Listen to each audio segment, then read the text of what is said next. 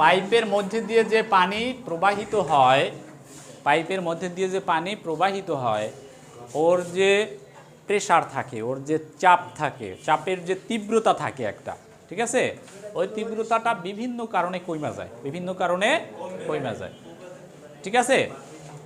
এখন কি কি কারণে কমে? পাইপের যে সারফেস আছে, চারপাশের যে দেওয়াল আছে, ওই দেওয়ালের সাথে পানির একটা ঘর্ষণ লাগে, ওই ঘর্ষণের কারণে সবচাইতে বেশি পরিমাণে হেডের লস হয়, ঠিক আছে, সবচাইতে বেশি, ওটাকে বলা হয় major head loss, major head loss, ঘর্ষণজনিত হেড লস যেটা। এরপরে পাইপ বাঁকা হইলে, অর্থাৎ সে যদি দিক পরিবর্তন করে তাহলে হেড লস হতে পারে। আবার পাইপ যদি হঠাৎ কইরা সংকোচন হয়ে যায় অথবা হঠাৎ কইরা প্রসারণ হয়ে যায় তাহলেও হেড লস হইতে পারে, ঠিক আছে।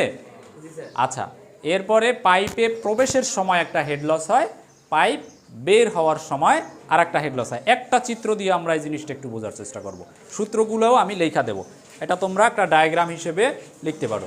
ধরো এই পাশে একটা ট্যাঙ্ক আছে, পানির ট্যাঙ্ক, এটা কি? এটা একটা পানির ট্যাঙ্ক। এখন এখানে আমি একটা পাইপ কানেক্ট করলাম, এটা একটা কি? পানির ট্যাঙ্কের একটা পাইপ। এখন এই যে পাইপটা, এই পাইপের ভিতরে তো পানি প্রবেশ করবে, করবে না? ভিতরে ধরো এখানে আইসা পানি প্রবেশ করলো। এখন এই পাইপের ব্যাস হঠাৎ করে এরকমের ভাবে বাইরে গেল, হঠাৎ করে এরকমের ভাবে বাইরে গেল, এক নম্বর, ঠিক আছে। আচ্ছা, এরপরে আবার কি হলো? আবার একটু কমে গেল, এই পাইপটার ব্যাস আবার একটু কি কমে গেল। এরপরে ধরো এই পাইপটা আইসা দিক পরিবর্তন করলো, কি পরিবর্তন করলো? ধরো এরকমভাবে নিচের দিকে দিক পরিবর্তন করলো, ঠিক আছে, দিক পরিবর্তন করলো। দিক পরিবর্তন করার পরে আবার ধরো দিক পরিবর্তন করলো এরকমের। আচ্ছা, এরপরে ধরো মাঝখানে এটা বাধা পাইছে, মাঝখানে কোনো একটা পার্টিকেল ছিল, পাইপের মধ্যে কিছু একটা আছে যার কারণে সে এখানে বাধা পাইল। এরপরে ধরলো পাইপটা এখানে এসে শেষ হয়ে গেল, এরপরে এখান থেকে পানিটা কি হয়ে গেল? বের হয়ে গেল, ঠিক আছে।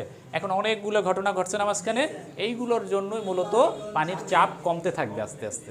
পানির চাপ কমাই মানে হয়েছে পানির হেড কমা, ঠিক আছে। এখন সূত্রগুলা মুখস্থ করব আমরা, সূত্রগুলা মুখস্থ করব। 177 পৃষ্ঠায় উপরের দিকে দেখো, অনেকগুলো সূত্র এখানে দেওয়া আছে। দেখো এখানে সবার আগেই বলা হয়েছে ঘর্ষণজনিত হেড লস, কি লস? এখন এই যে ঘর্ষণজনিত হেড লস, এই হেড লসটা সব জায়গায় হবে, এটা এই অংশটুকুতেও হবে, এই অংশটুকুতেও হবে, এখানেও হবে, যেখানে যেখানে পাইপ আছে সব জায়গায় ঘর্ষণজনিত হেড লসটা কাজে লাগবে। এই ঘর্ষণজনিত হেড লস বের করার সূত্র, মূল সূত্র হচ্ছে 4F L V square by 2GD, ঠিক আছে। এর আর একটা সূত্র আছে, 4FL Q square by 3D5, FL Q square by 3D to the power 5। তোমরা এই সূত্রটাই আমাদের ম্যাক্সিমাম ক্ষেত্রে লাগবে, এইটা মুখস্থ করবা বেশি বেশি, ঠিক আছে। আচ্ছা, এরপরেরগুলো আমরা একটু দেখি। দেখো এইখান থেকে পানি এখানে পাইপের মধ্যে প্রবেশ করছে না, এই ট্যাঙ্ক থেকে পানি পাইপের মধ্যে প্রবেশ করছে না, তার মানে এখানেও একটা হেড লস হয়েছে, প্রবেশের জন্য হেড লস। কিসের জন্য? প্রবেশের জন্য হেড লস। সেই প্রবেশের জন্য হেড লস কত? 5 নম্বরে দেখো, পাইপে প্রবেশের জন্য হেড লস হচ্ছে 0.5 V স্কয়ার বাই 2G, ঠিক আছে। এটা হচ্ছে প্রবেশের জন্য হেড লস। এরপরে দেখো এখান থেকে আইসা হঠাৎ বাইরে গেছে, হঠাৎ ক্ষেত্রফল বাইরে গেছে। 3 নম্বরে দেখো হঠাৎ প্রসারণের জন্য হেড লস, এখানে প্রসারণের জন্য হেড লস কত হবে? V1 minus V2 whole square by 2G। Head লসকে আমরা H দিয়ে প্রকাশ করি, এখানে HE, হ্যাঁ। আচ্ছা, এখন এই V1 মানে কি? V1 মানে হচ্ছে এই পাশের পাইপের বেগ, আর V2 মানে হচ্ছে এই পাশের পাইপের বেগ। এই দুইটা জানলে আমরা এর জন্য হেড লস বের করে ফেলাইতে পারবো। আচ্ছা, এরপরে কি হয়েছে? হঠাৎ সংকোচন হয়েছে, এখানে হঠাৎ সংকোচন হয়েছে। এই সংকোচনের ক্ষেত্রে আমরা আমাদের আগেরটা লাগবে না, আমাদের লাগবে পরেরটা। লাগবে কি? পরেরটা। অর্থাৎ এই পাশের তথ্য লাগবে না, আমাদের পরের তথ্যটা জানলেই হবে। সেই সংকোচনের জন্য হেড লসটা দেখো 0.375 v²/2g, অর্থাৎ এখানে হ্যাঁ বল বা কিছু নাকি। আচ্ছা HE এটা সমান কি 0.375 v²/2g। এটা আসলে শুধুমাত্র এইখানকার বেগটা জানলেই হবে, আগেরটার বেগ জানার দরকার নাই। এরপর কি হয়েছে, এখানে বেন্ড হয়েছে, বেন্ড অথবা এখানে এলবো দেওয়া হয়েছে, অর্থাৎ দিক পরিবর্তন করছে। তো এই যে বেন্ড, এই বেন্ডের জন্য হেড লস এটা পাবা তোমরা প্রথমে 2 নাম্বারে যেটা আছে এখানে এবং এখানে, এই দুইটাই সেম। এটা কত, কে v²/2g। এই কে মানে একটা সহগ, এটা দেয়া থাকবে। আচ্ছা এরপরে দেখো বাধার কারণে হেড লস, এই 6 নম্বরে একটা পাবা, এই যে এখানে বাধা পাইছি না, এই বাধার কারণে এটা হেড লস। ওরা অনেক বড় একটা দেওয়া আছে, ও পড়া লাগবে না। আচ্ছা এরপরে কি হয়েছে, এখান থেকে পানিটা বের হয়ে গেছে, এই বের হওয়ার কারণে এখানে কি হবে, হেড লস হবে। এই বের হওয়ার কারণে v²/2g, সবচাইতে সোজা নাকি।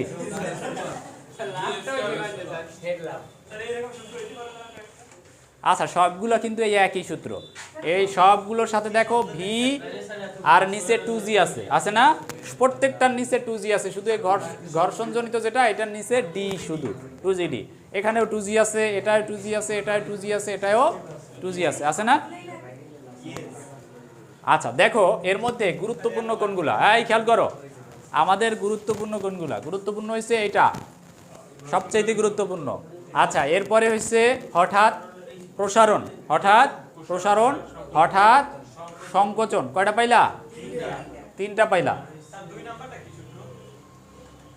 কোনটা 2 নাম্বার, ওটা তো বললাম বেন্ড বা এলবোর জন্য, এই যে দিক পরিবর্তনের জন্য, এই যে এটা, ঠিক আছে। এটা অতটা গুরুত্বপূর্ণ না, এই বেন্ড এবং এই যে এখানে যেটা আছে বাধা, এটা অতটা গুরুত্বপূর্ণ না। তো তাহলে গুরুত্বপূর্ণ কোনগুলা, এই যে 3টা বলছি, এই 3টা সবচাইতে গুরুত্বপূর্ণ। আর বাকি যে 2টা আছে, প্রবেশের জন্য 0.5 v²/2g আর বাহিরের জন্য v²/2g, এই 3টা শুধু মুখস্থ করবা। এটাও কিন্তু মুখস্থ করা লাগে না, এটা হচ্ছে 0.375 v²/2g, ঠিক আছে। এবারে আমরা ম্যাথ করব একটা, আমরা এই অধ্যায় 2টা ম্যাথ করব, তাইলে অধ্যায় শেষ। হ্যাঁ প্রমাণ লাগবে না।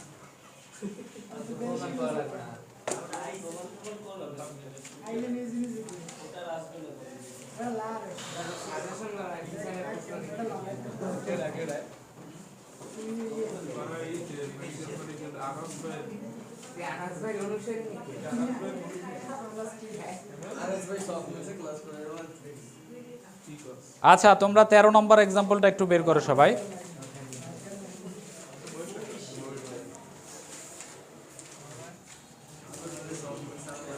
188 পৃষ্ঠায় বাইর করছো। আচ্ছা এই অঙ্কটা একজনে পড়বি, বেল্লাল দ্বারা অঙ্কটা পড়।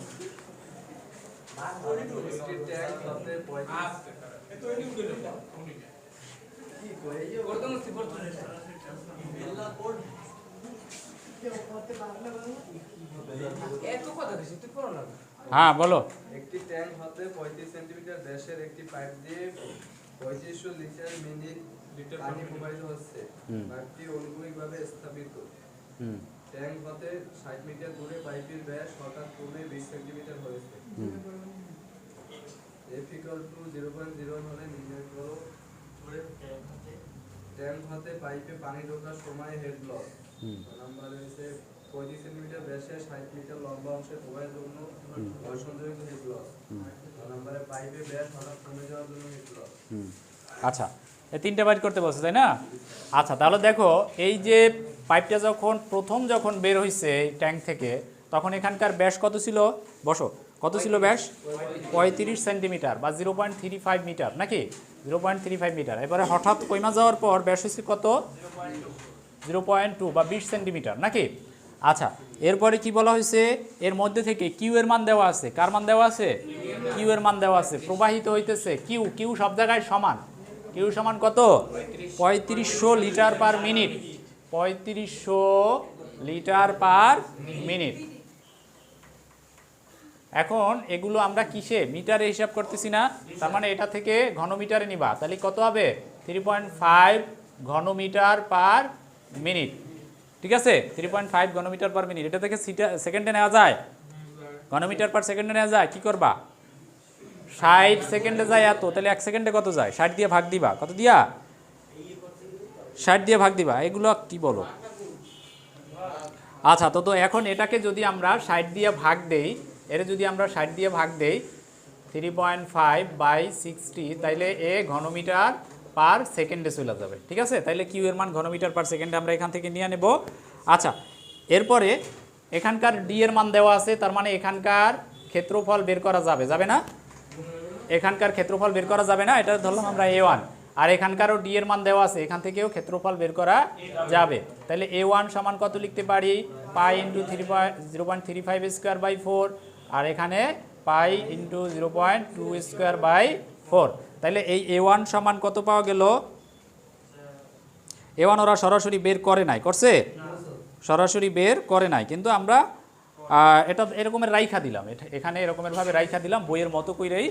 এখন দেখো, এই যে কিউ আমরা জানি, কিউ জানি না, কিউ সব জায়গায় কি সমান না? এই পাইপের মধ্যে যখন ছিল তখনও যা, আর এই ছোট পাইপের মধ্যে যখন তখনও একই। কিউ এর মান সব জায়গায় সমান থাকে, একই পাইপে কিউ এর মান সব জায়গায় সমান। তাহলে আমরা জানি কিউ সমান এ ভি, আমরা জানি কি কিউ সমান এ ভি, অর্থাৎ Q is equal to A1 V1 equal to A2 V2। আচ্ছা, তাহলে এখন দেখো কিউ সমান আমরা কত পাইছি, এইটা, তাহলে 0.35/60 নাকি, ইকুয়াল টু A1 আমরা পাইছি কত, পাই ইন্টু 0.35 স্কোয়ার বাই 4। এটাকে আমরা পরে করি, তাহলে এখান থেকে দেখো সাথে রইল V1, তাহলে এখান থেকে আমরা V1 বের করতে পারবো। তাহলে V1 কিছু একটা বের হবে, 0.60 পাওয়া গেল। কত পাওয়া গেল? 0.60 এত মিটার পার সেকেন্ড। আচ্ছা, এই একই সমীকরণ থেকে এইটা এবং এইটা, এই দুইটাকে কাজে লাগাই আমরা কি লিখতে পারি? আচ্ছা, Q equal to A2 V2, 0.35/60 কোনটা? ও আগে তো না।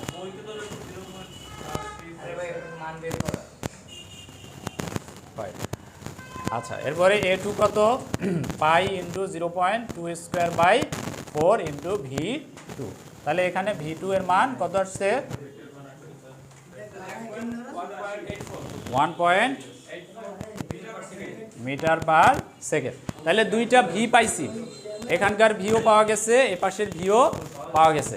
এখন দেখো এই প্রবেশের জন্য যেটা, এটার জন্য শুধু আমাদের এই যে এইটার মধ্যে যে ভি এইটা দরকার, অর্থাৎ এটা হচ্ছে V1 0.5 V1 স্কোয়ার বাই 2। তাহলে প্রবেশের জন্য এটা পাওয়া যাবে। 1 নম্বরের সমাধান, এই সূত্রে শুধু V1 বসাই দিলে হবে, 0.60টাকে বসাই দিলে এখানকার হেড লস বের হয়ে যাবে। ঠিক আছে, এরপরে হঠাৎ করে কি হয়েছে, এই সংকোচন হয়েছে।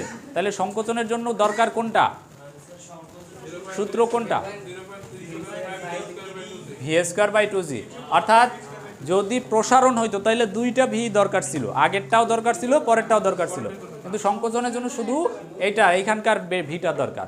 অর্থাৎ এইখানকার জন্য হেড লস হবে কত, 0.375 ভি স্কোয়ার বাই 2g। তাহলে এখানে ভি মানে V2, V2 বসায় দিলি এটা রেজাল্ট বেরিয়ে যাবে। এবং বলা হয়েছে কি ঘর্ষণজনিত, ঘর্ষণ মানে কোনটুকু, এই থেকে এই পর্যন্ত এইটুকুর জন্য বাইর করতে বলছে। এটা কত, 60 মিটার, এটার দৈর্ঘ্য কত, 60 মিটার। এখন ঘর্ষণজনিত হেড লস বের করার সূত্র কি, 4 আমরা এখানে লিখতে পারি AC is equal to 4FL V square by 2GD। এটা দুইটা সূত্র দিয়েই বের করা সম্ভব, আরও একটা সূত্র ছিল ওটা দিয়েও বাইর করতে পারি আমরা। তাহলে দেখো এখানে 4 তো 4, এফ এর মান দেওয়া আছে কত, এফ এর মান 0.01 ইন্টু এল মানে দৈর্ঘ্য 60 মিটার, আর ভি মানে এইটুকুতে ভি কত, এইটুকুতে ভি কত 0.60, কত 0.60। তাহলে 0.60 এর উপরে স্কোয়ার ভাগ 2 ইন্টু 9.81 ইন্টু ডি, ডি মানে ব্যাস, ব্যাস কত 3.5 বসায় দিলে আমাদের বের হয়ে যাবে, ঠিক আছে। আচ্ছা এখন এটা চাইলে আমরা ওই যে আরেকটা সূত্র ছিল না, F L Q square by 3d⁵ এটা দিয়েও বাইর করতে পারি।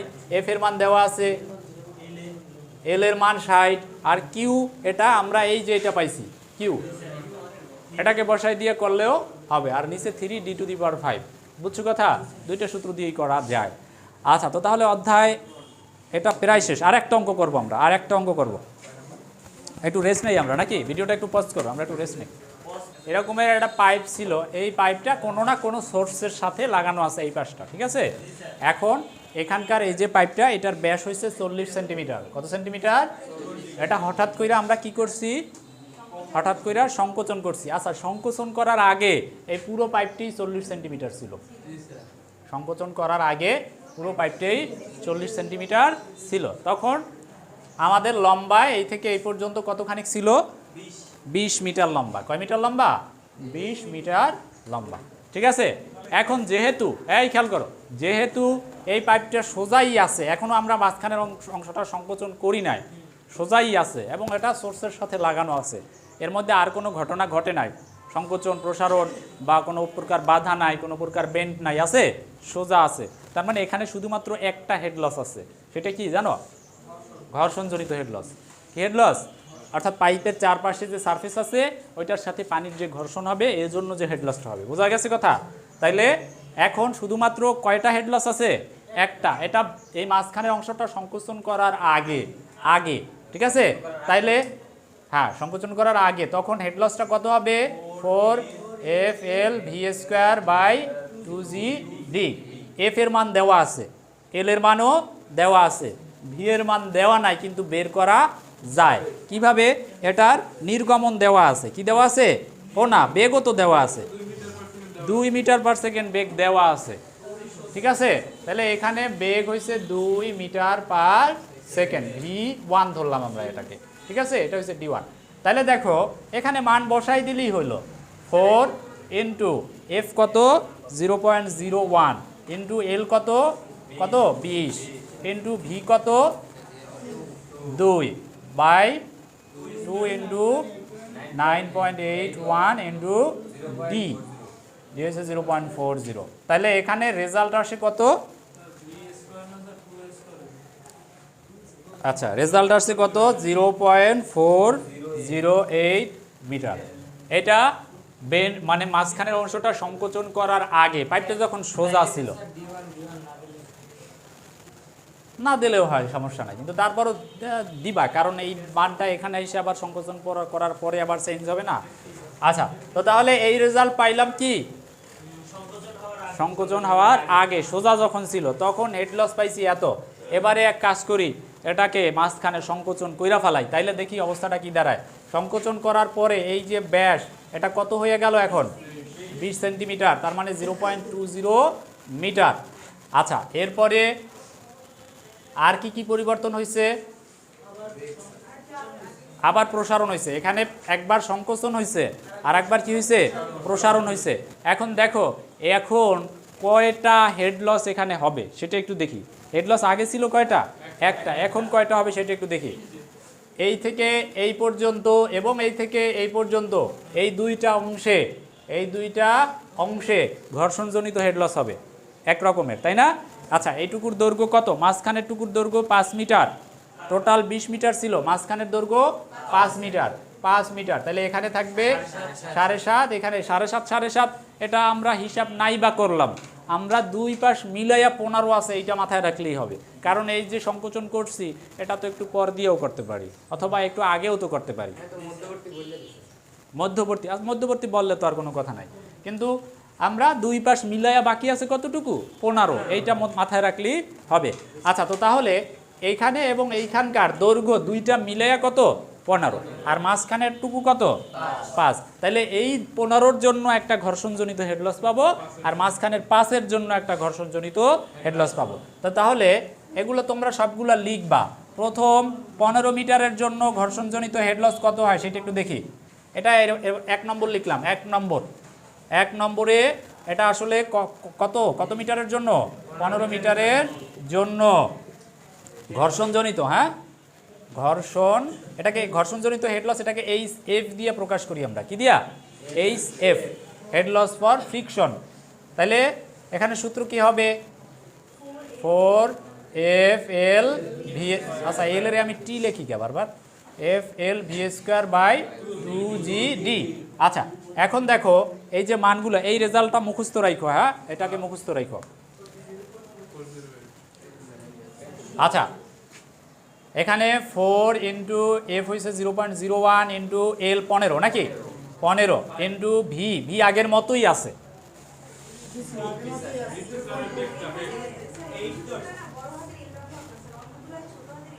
ও সমস্যা নেই। আচ্ছা এখন দেখো তাহলে ভি মানে কি? ভি মানে আমরা তো এখন 15 মিটারের জন্য করতেছি নাকি, 15 মিটার মানে এই পাশের 7.5, এই পাশে 7.5, এখানকার বেগ কত? 2, আর এই পাশেও 2 হবে কারণ এখানকার ব্যাস আর এখানকার ব্যাস একই, তার মানে ভি সমান কত? 2, 2 স্কোয়ার বাই 2 ইন্টু 9.81 ইন্টু 0.40। তাহলে এখানে 15 মিটারের জন্য একটা হেড লস পাওয়া যাবে, সেটা কত?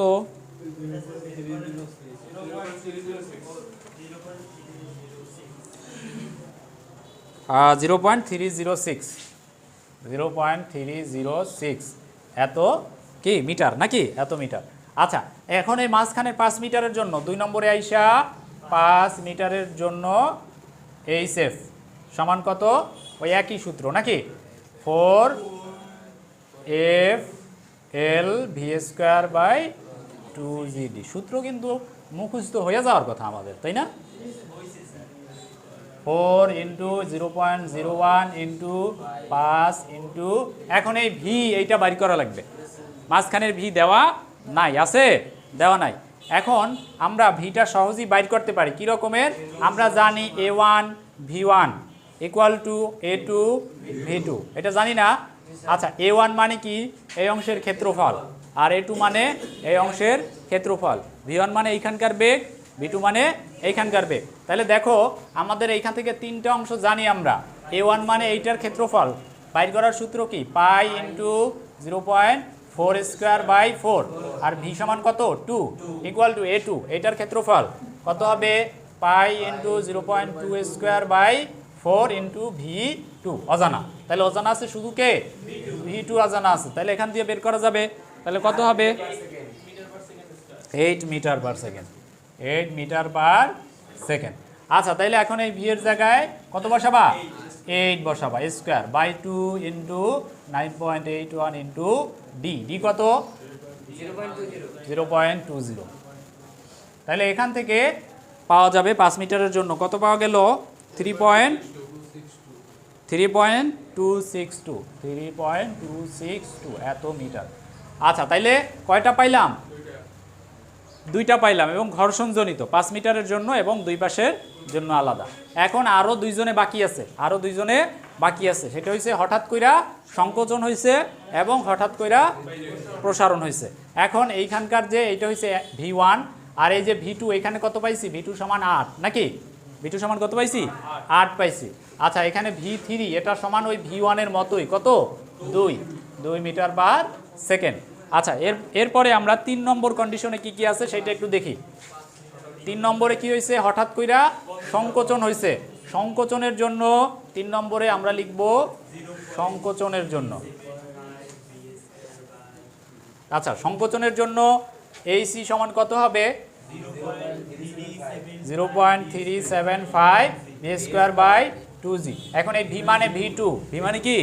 V2 সংকোচন হওয়ার পরে যে বেগ পাওয়া যাবে, সংকোচনের আগে ছিল এইটা, পরে পাওয়া গেল এইটা। আচ্ছা তো তাহলে এখন 0.375 V2 মানে 8 স্কোয়ার বাই 2 ইন্টু 9.81, তাহলে এখানে কত আসছে? 1.223 এত মিটার। তাহলে সংকোচনের জন্য এটা পাইলাম। এরপরে কি হয়েছে? প্রসারণ হবে। আচ্ছা তাহলে প্রসারণের জন্য কত হবে? 4 নম্বরে আইসে আমরা লিখলাম হঠাৎ প্রসারণ। প্রসারণের জন্য head loss HF equal to কি হবে? সূত্রটা কি? ভি স্কোয়ার বাই, আর কিছু আছে? আচ্ছা V1 মানে আগেরটা আর V2 মানে পরেরটা। আগে ছিল কত 8, পরে ছিল 2 স্কয়ার বাই 2g 9 তাহলে কত আসছে 1.835 মিটার। এখন দেখো সাইডটা পাইছি না, এই সাইড ওটা যোগ করবো, সাইড ওটা কি যোগ করবো, এইটা যোগ এইটা যোগ এইটা যোগ এটা, এই চারটা যোগ করার পরে কত রেজাল্ট আসছে 6.626 পাওয়া গেল, চারটার যোগফল নাকি। এটা কি বাঁকা মাঝখানের অংশটাকে প্রসারিত মানে মানে মাঝখানের অংশটা সংকোচন করার পরে কিছু অংশের ব্যাস কমাইয়া দেওয়ার পরে এখন হেড লস কি আগের চাইতে কি বাড়ছে না, আগে ছিল কত 408, এখন বাড়ছে না, তাহলে দুইটার মধ্যে একটা পার্থক্য আছে না, তাহলে এইটাই হবে উত্তর, এই পার্থক্যটাই উত্তর। বোঝা গেছে কথা, আগে যেটা ছিল আগের অবস্থায় যেটা ছিল। তাহলে আমাদের এই হেড লসের অধ্যায় শেষ।